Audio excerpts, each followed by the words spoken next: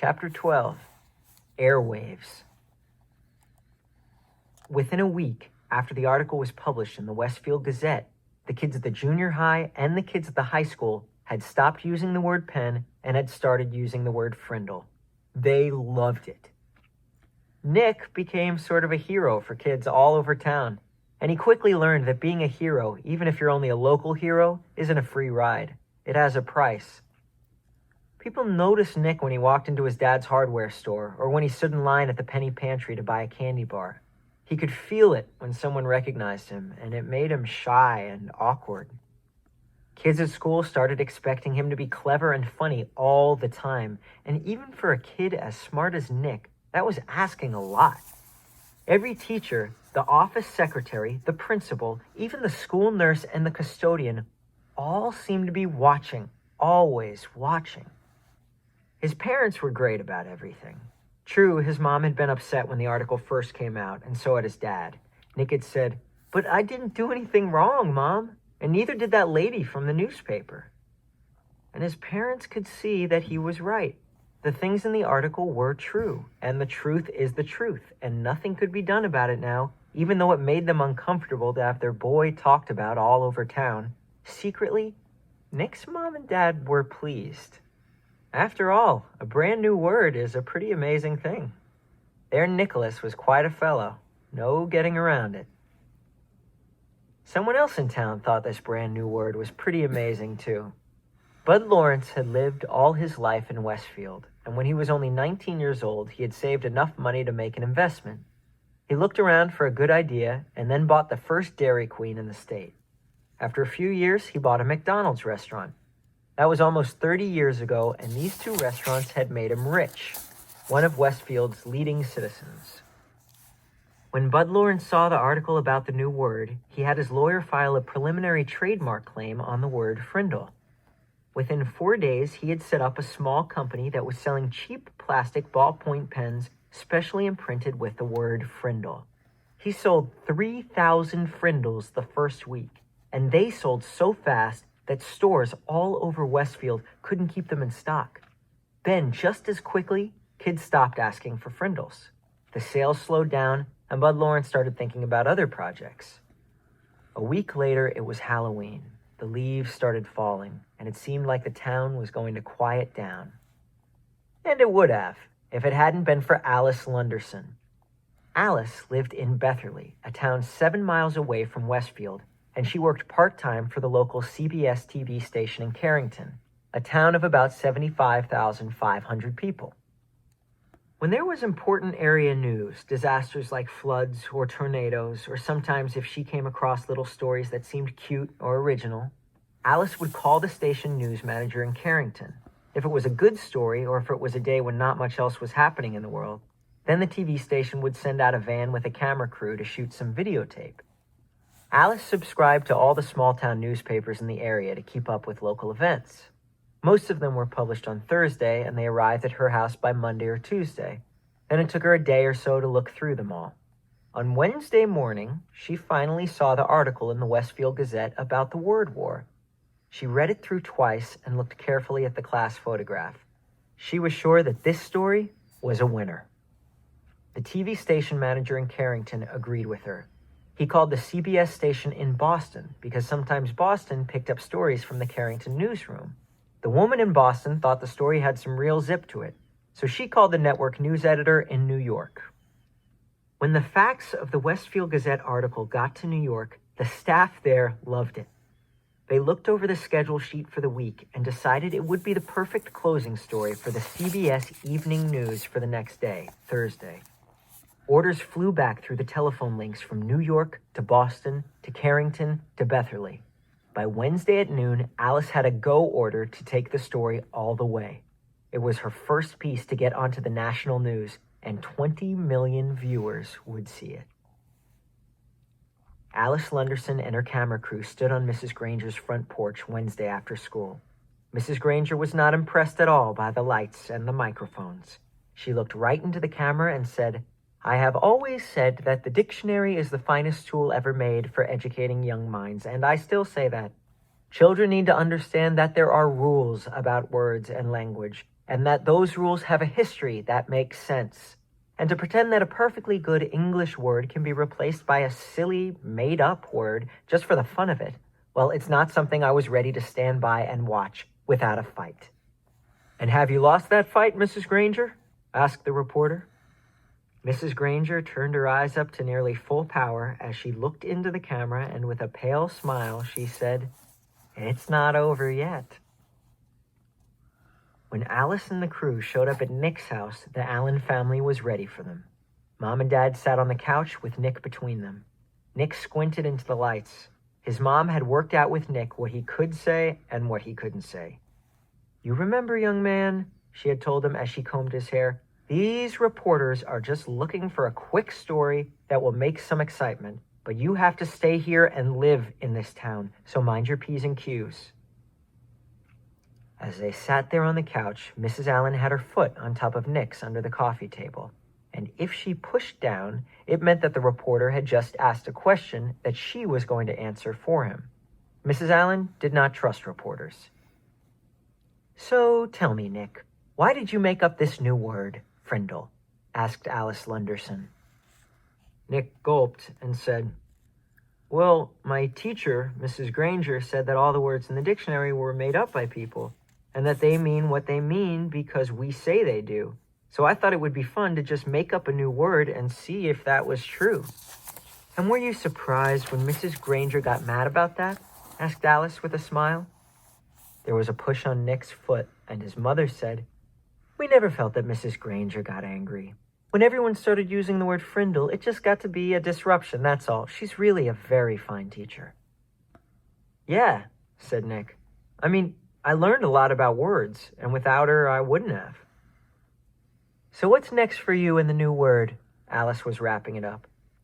She could see that Nick and his parents were not going to be pushed into saying anything controversial, so she just kept it light and happy. "Well," said Nick, "the funny thing is, even though I invented it, it's not my word anymore. Frindle belongs to everyone now, and I guess everyone will figure out what happens together." Alice also had a short chat with a worried-looking Mrs. Chatham and a smiling Bud Lawrence, maker of the official Frindle. Then she shot her opening bit and her closing bit, and the camera crew drove back to Carrington to edit all the pieces and put them together into a 2-minute news story. The next night, when all the serious news about wars and oil prices and world food supplies had been talked about on the CBS Evening News, the anchorman looked into the camera and smiled.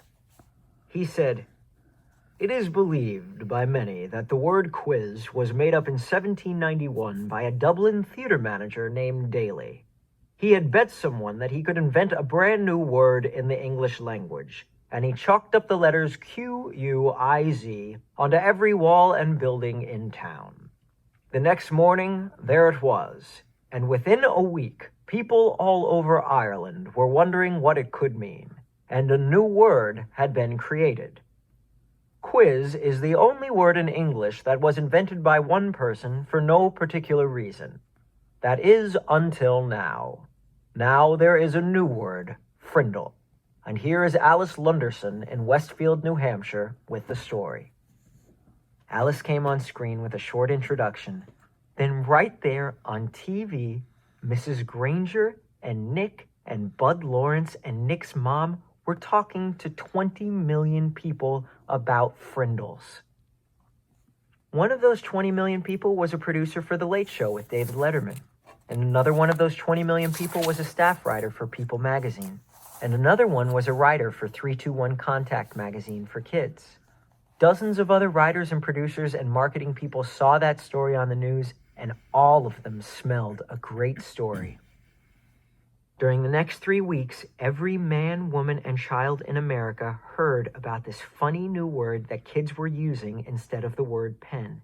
And kids in Ohio and Iowa and New York and Texas and California started using it too.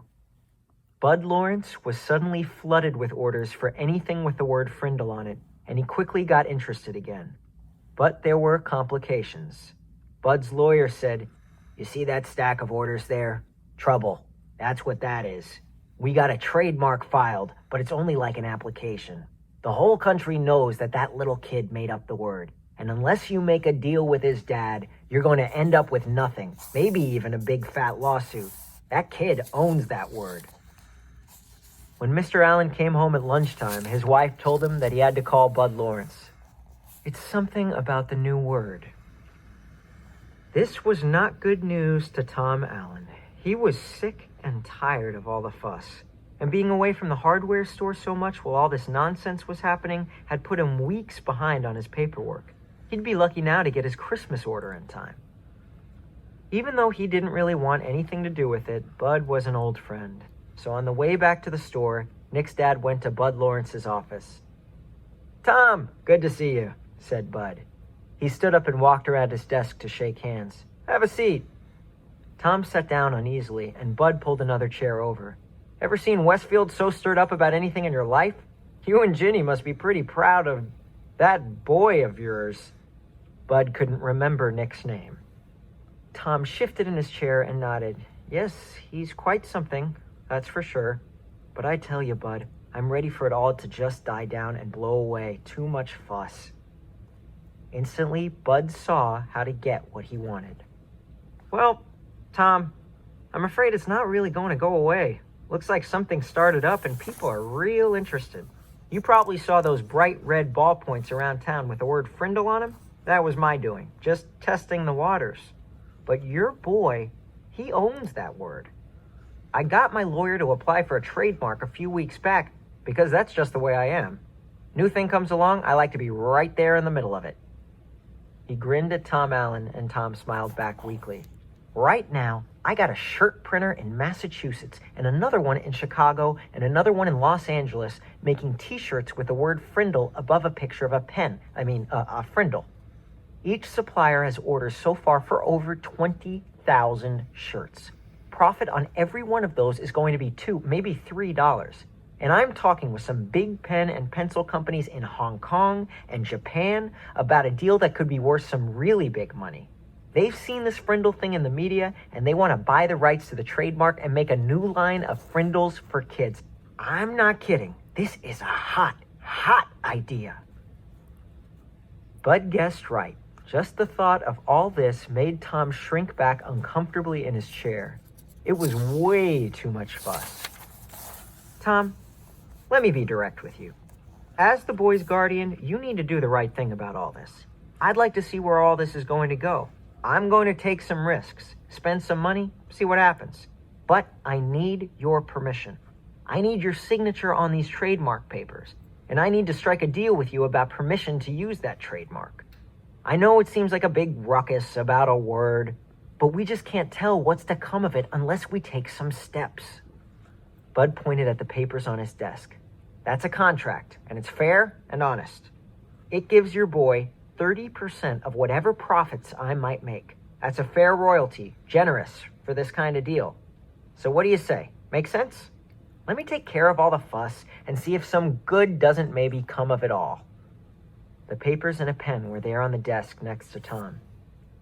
He looked at Bud, then reached over, picked up the pen, and signed both copies of the trademark papers and 3 copies of the contract. "I've got no reason to doubt you one bit, Bud, and I sure don't want to mess with any of this myself. Is that it?" he asked, standing up. "Not quite, Tom. Here." Then Bud Lawrence handed Nick's dad a check for $2,250. "What's this for?" "That's what I owe Nick for the sales of Frindles from the first 3 weeks," explained Bud with a smile.